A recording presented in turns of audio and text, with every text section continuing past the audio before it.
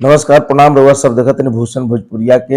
हम रउआ के अगला कुछ मिनट में बताएब कि आज के अखबार रउआ खती का कह रहल बा, कौन योजना आपके और काम के बा, कौन योजना रउआ काम के नइखे, सरकार की योजना का बा जौन आपके रउआ डायरेक्ट रूप से फायदा रउआ सबके पहुंचाई। तो हमरा साथ जुड़ल रही। रउआ अखबार नहीं पढ़ले तो कोई बात नहीं, हमारे साथ कुछ मिनट रही, सब अखबार के बारे में हम बता दें कि कौन सी खबर आपके काम की है। तो इंजीनियरिंग कॉलेजों में अब लागू होगा स्टार्टअप योजना। स्टार्टअप योजना लागू होने से क्या होगा, स्टार्टअप योजना के बारे में बताई जाएगी। उससे इंजीनियरिंग कॉलेज में पढ़ने वाले छात्रों को काफी फायदा होगा। अगर बाई चांस उनकी नौकरी नहीं लग पाती है, नौकरी नहीं कर पाते हैं, उनका मूड नहीं है, तो स्टार्टअप का भी शुरुआत कर सकते हैं। इसके पहले से आपको वहां पे अवेयरनेस जागरूकता दिया जाएगा। उद्योग विभाग के द्वारा स्टार्टअप योजना के बारे में जाकर के इंजीनियरिंग कॉलेजों में बताया जाएगा। तो ये अच्छी खबर है बिहार के परिप्रेक्ष्य में और बिहार के युवाओं के लिए।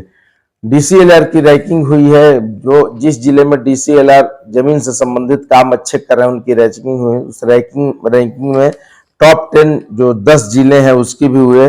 चकिया, पूर्वी चंपारण के चकिया जो है ये नंबर 1 पे है 76 अंक ला करके। इस तरह से अलग अलग जिले हैं। उसके बाद शेखपुरा है, तारपुर है, मुंगेर है, सुपौल है, नालंदा है, बेगूसराय है। अपना रोहतास जिला इन 10 में नहीं है, उसके बाद है, और बाकी जिले हैं जो 10 नीचे में है।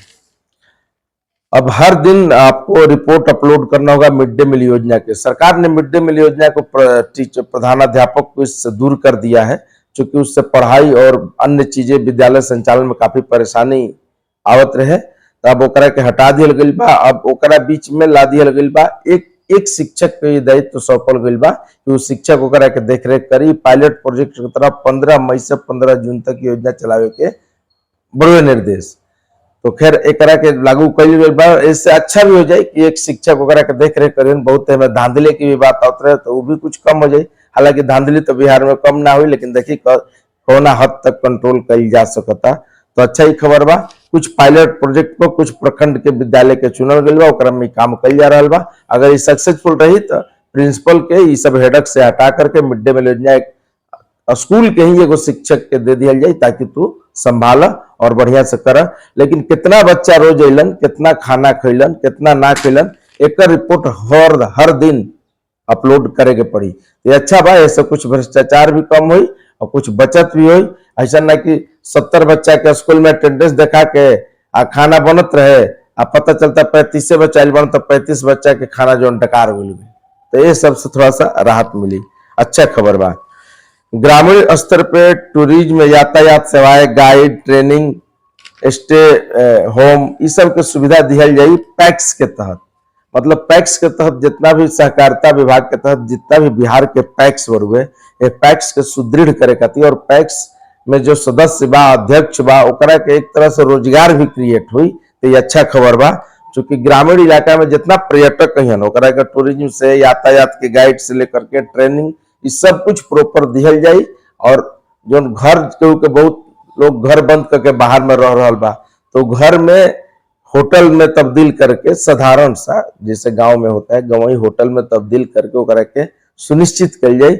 और पैक्स के लोग के ट्रेनिंग दे के, और एक तो व्यवसाय भी चली, पैक्स के भी चली, और जिनकर घर द्वार रही उनको व्यवसाय चली। तो ये अच्छा योजना बा। सहकारिता के जरिए इस सब चीज को मजबूत कल जा रहा है। नया नया इनिशिएटिव बा, बहुत अच्छा चीज बा। हर जिले में कृषि विभाग के तहत योजना है कि हर जिले में 20 से 22 कृषि सखिया चयनित होगी।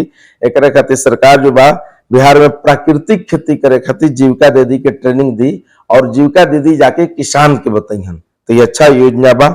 एकरा में डीएम के अध्यक्षता में जीविका दीदी के चयन हुई। कौन कौन जीविका दीदी में रहियन, और हर जिले में कैसे कैसे 20-22 कृषि सखिया, नाम दीजिए कृषि सखिया, और कृषि सखिया जाके बताइए। तो एकरा में क्या कल जाए, 800 कृषि सखिया के चयन कल जाए। 800 जीविका समूह से 800 कृषि सखी के चयन हुई। 20 से 22 हर जिला में दिया जाए। 400 क्लस्टर बनावल गई पूरा जिला में।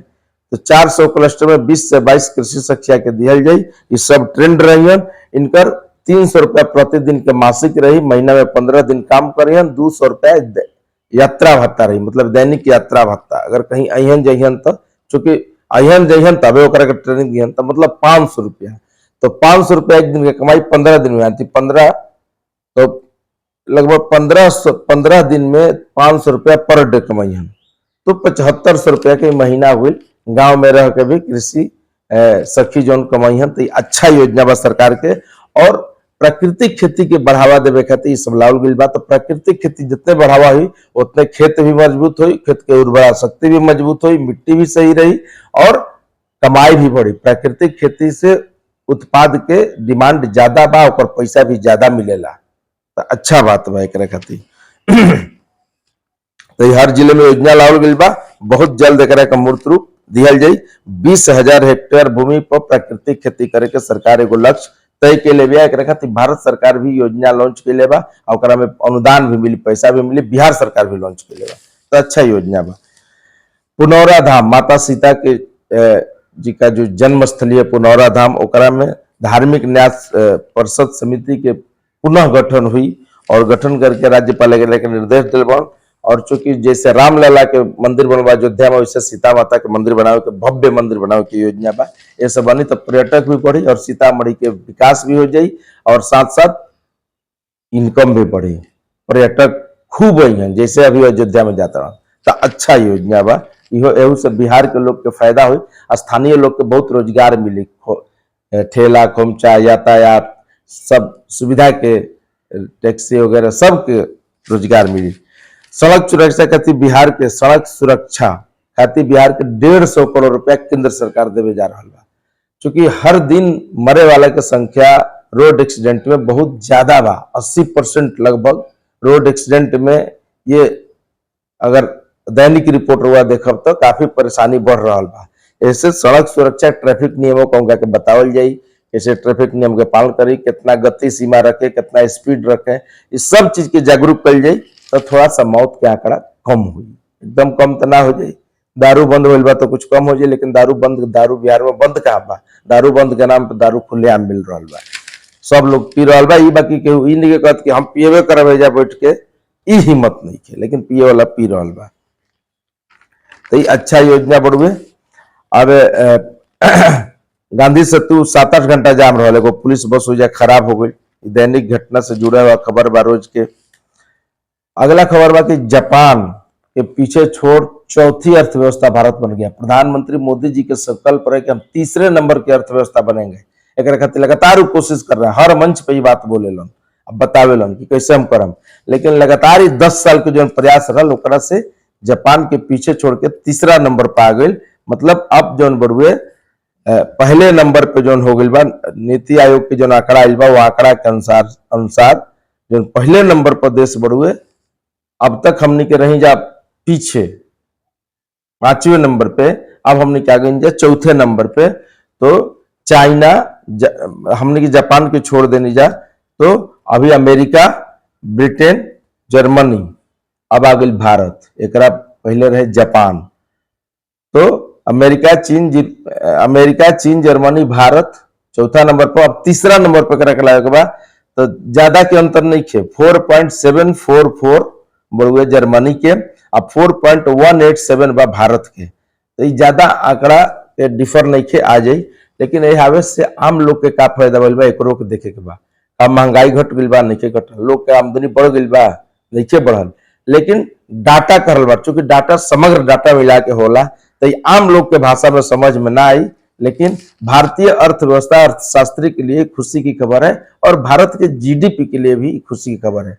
चूंकि विकास दर हमेशा इस बार भी 6.5% का अनुमान जतावल गई बा, जबकि जापान के विकास दर ये बार 3 कुछ का अनुमान जतावल गई बा। ऐसे भारत तो तरक्की कर रहा बा, लेकिन आम आदमी के भी तरक्की होगी। मोदी जी कहते कि 25 करोड़ लोग के हम गरीबी से बाहर निकाल देनी, लेकिन बिहार में आए तो गरीबी दिखता, झारखंड में जाए तो गरीबी दिखता। लेकिन ठीक बा, के बावजूद भी लोगों के इनकम बढ़ल बा, ये बात से इनकार नहीं खे। लेकिन अभी भी बहुत समस्याएं बा जो के देखे के जरूरत बा। ऑपरेशन सिंदूर के लेके लगातार चर्चा हो रहा बा। काल के जो प्रधानमंत्री के बैठक भइल, राज्य के मुख्यमंत्रियों के साथ जितना भी एनडीए के सरकार जहां जहां बढ़ुए ओकर सब मुख्यमंत्री जहाँ पहुंचल रहन। लगभग 22 राज्य के मुख्यमंत्री, 18 राज्य के डिप्टी सीएम, ये सब लोग पहुंचल रहे। बहुत मंथन भइल विकास डेवलपमेंट के लेके।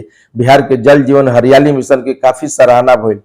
अमृत योजना के तहत जो तालाब बनल बा तालाब के सराहना भइल, छत पर सोलर लाइट लागल बा सरकारी बिल्डिंग के, एकर सराहना भइल। बिहार के मतलब जल जीवन मिशन के अंतर्गत जितना काम हो रहा है खूब तारीफ भइल बा। बिहार सरकार भी अपन आंकड़ा डाटा ले जाकर पूरा प्रस्तुत कैलस, हर राज्य के अनुसार बिहार भी अपन प्रस्तुति दिलस, काफी बेहतर रहल।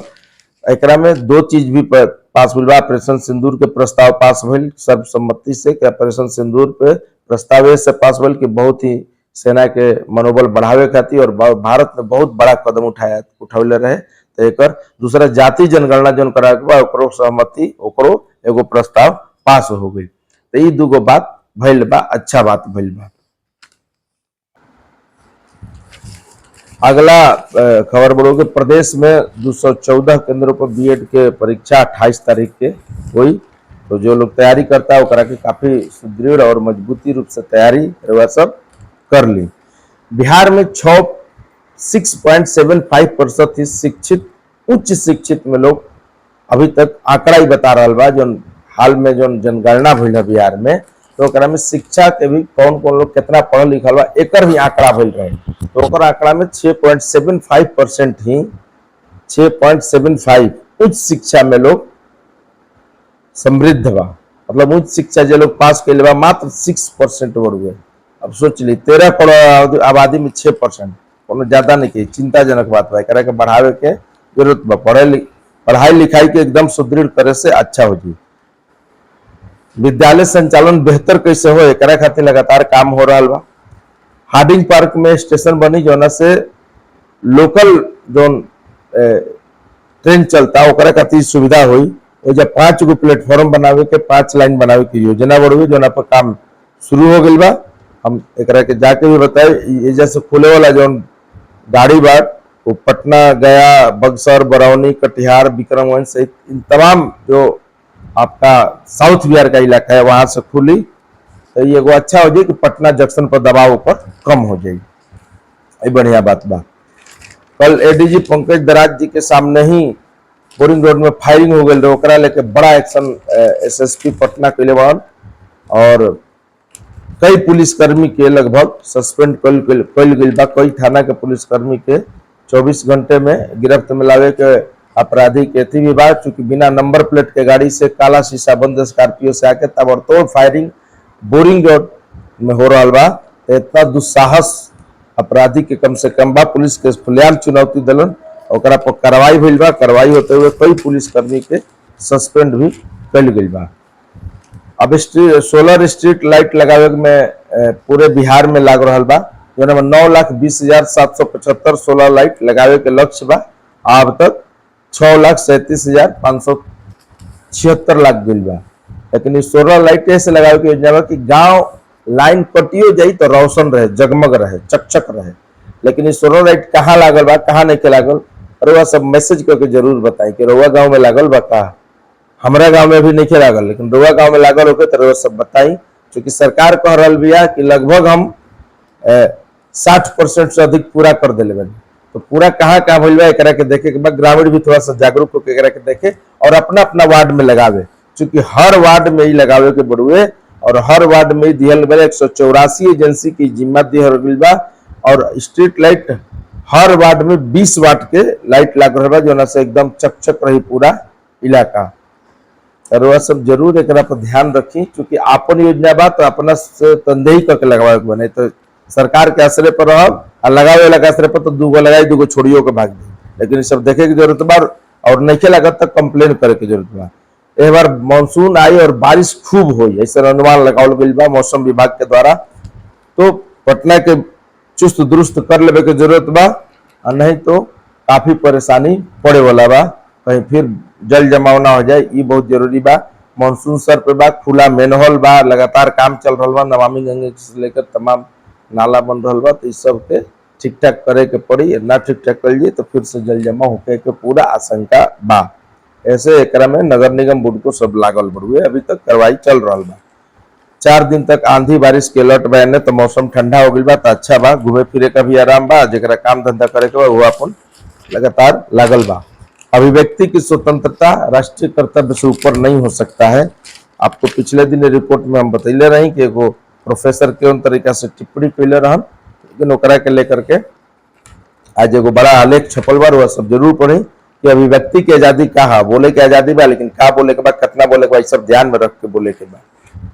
तो उनका पर कार्रवाई भी भइल बा। तो अभिव्यक्ति की आजादी है बोले, लेकिन राष्ट्रीय मुद्दा सर्वोपरि है उसको, और राष्ट्रीय सुरक्षा सर्वोपरि, ओकरा के ध्यान में रख के बोले के बा। लगातार पॉक्सो और ट्रैफिकिंग में सजा करी का प्रावधान है, पर ये अभी भी लड़कियों के बलात्कार और शोषण रुक नहीं के रहल। इतना कठोर कानून बन जाए के बाद भी तो एक पर ध्यान देवे की जरूरत बा, और ऐसा कार्रवाई कर जाए कुछ मिसाल बनी। अभी नया नया लगातार बिहार में बहाली, नीतीश सरकार कहता है कि 9 लाख बहाली दिले बनी, तो बिहार सरकार पुलिस विभाग एक्टिव हो गई बा, कहता है कि जे लोग ज्वाइन कैले बा, जौन लोग ज्वाइन कैले बा, अगर अपन आपराधिक इतिहास छुपा के ज्वाइन कैले बा तो उनको नौकरी जाई। ऐसे रउआ सब कोई भी चीज छुपा के मत करी। जो अभ्यर्थी बा जेकर नौकरी हुई बा सब कुछ बता दी सरकार के साफ साफ कि हमारे पहले हाई केस रहे, केस फौजदारी होकर कोनो बुरा बात नहीं थे, अपराध में संलिप्त बानी ओकर केस बुरा बात बा।